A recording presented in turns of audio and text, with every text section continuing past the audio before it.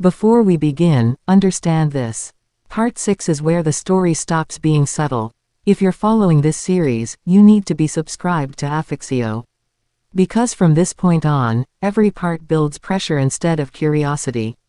Go ahead, subscribe now. Now let's continue. Once the second teacher noticed the same pattern, I could no longer pretend this was accidental. What I felt wasn't attraction. It was fixation. A strange pull toward movement, posture, grounding. The physical signals of authority and stability. And the most unsettling part. I admired it. I didn't want to notice.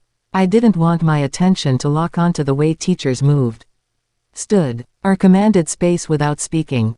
But admiration has a dangerous side. When left unchecked, it turns into distraction.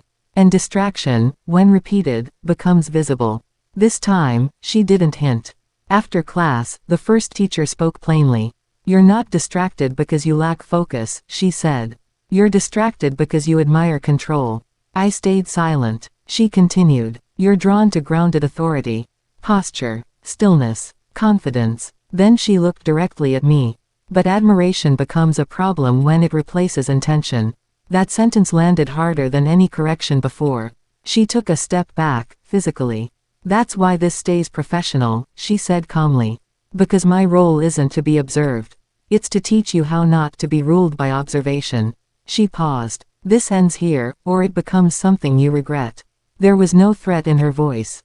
Just clarity. From that day forward, she changed nothing. No adjustments. No pacing changes. No guidance. The responsibility was entirely mine. And that's when it became hardest.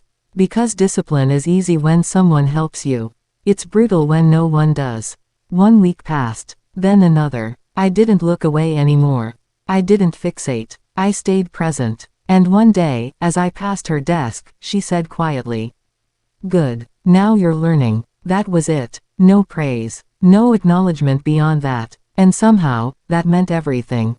Part 6 is about a truth most people avoid. Admiration without discipline becomes distraction. If you're still watching, this story is speaking to you for a reason. Subscribe to Affexio, because Part 7 explores what happens when control finally becomes internal. You don't want to miss what comes next.